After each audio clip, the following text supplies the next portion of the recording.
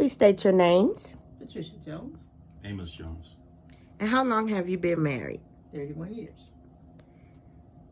It's a long time. Yes, you're supposed to sound more excited than that. But we will begin the questioning.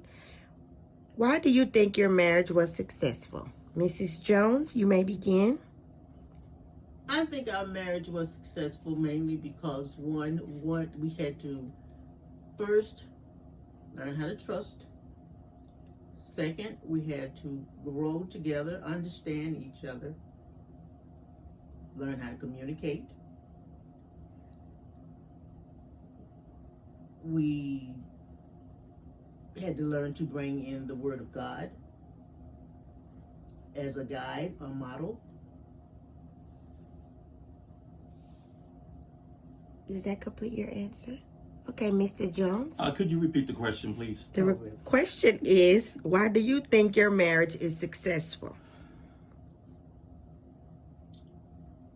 Like she said, we've been together a long time, okay? We were young when we got together. Sometimes I think we were too young, but being that young and dealing with a lot of the challenges that we went through, it helped us to be stronger, to have a stronger marriage throughout these years. Okay, thank you. Now, what did you do in particular to make your marriage successful and long-lasting? Well, the first thing I did, I had to mature. And my mom is one true persons I feel that has always been strong in the Word of God. I used her as a model, not saying that I wanted to be just like her, but I had to ask myself a lot of times, is this right? Is this wrong? And I recall a lot of things that, my mom did, and it helped me to humble myself, helped me to check myself, and helped me to not be about myself. I had to realize there was someone else that was a part of me now that I had to consider. Okay, Mr. Jones. What I had to do, I had to grow up. Okay, like I said, we were young, and I was young, and in the beginning, I made a lot of mistakes, made some bad decisions. Okay, but what helped me, that helped us, was knowing what I know about Patricia when I first met her. She had her priorities in order. She put family first. She put God first. So that was one of the things that made me attractive to her. And I think after me going through these issues that I had, or these mistakes that I made, it allowed me to be able to become more closer and to be more understanding and help strengthen our marriage. Okay, thank you. What has been the most challenging aspect of marriage?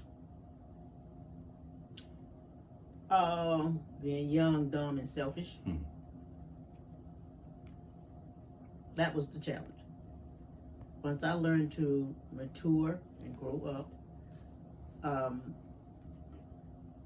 again, just consider that it wasn't my world anymore. That I was not a single person, I was a married person, and I had to behave as a married person. Did that complete your answer? Would you like to continue? Yeah, you sounded like you wanted to elaborate. No, that's my final answer. All right, Mr. Jones.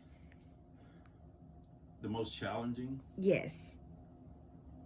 I think the most challenging is all the responsibilities that come with being married, especially like we were young. So with challenges, you got family, you got finances, you've got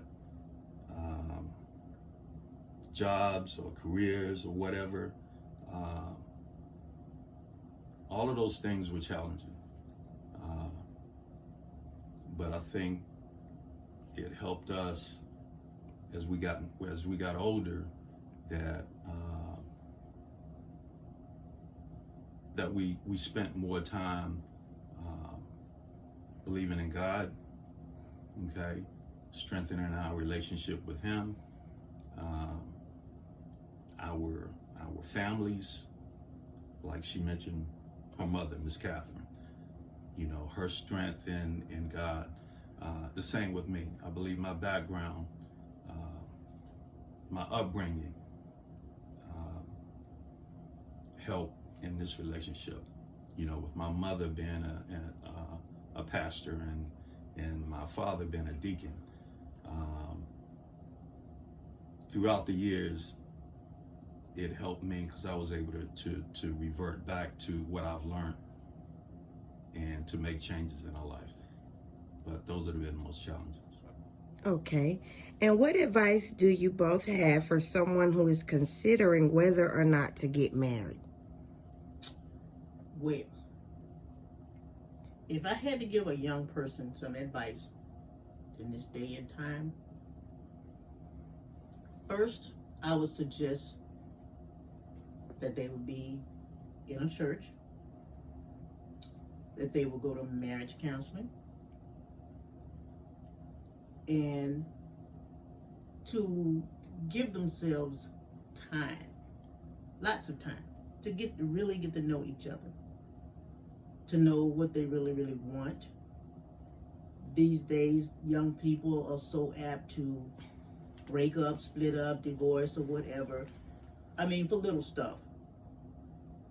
And I think they need to get life and career on track, know what you want to do with yourself, what you want to become. And if you're really, really, truly, truly in love, it's supposed to last forever. Try it. Give it time. Do some self-examination. Know who you're with. And truly, truly love unconditionally.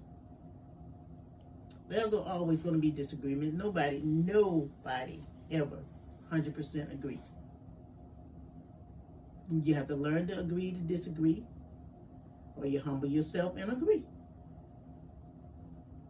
But I really truly think you need to have a best friend in the person that you marry.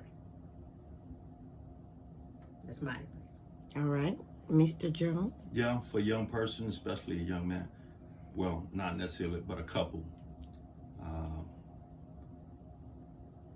I think you need to not to rush into things. The younger you are, the younger you get into a relationship or get into marriage, I think the more challenges you're going to have, especially if you haven't been able to establish yourself, okay, prior to you know, if you can establish yourself and get your careers together, so you'll be able to bring a family into the world and not struggle as much. So I think one thing is not getting involved too young. The other thing is you got to understand your partner.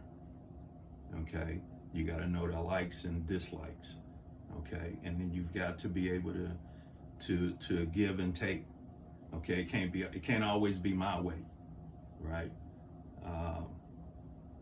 Sometimes I have to, even though I don't want to, okay, but sometimes to make things work, you've got to give in and do what's best for your marriage.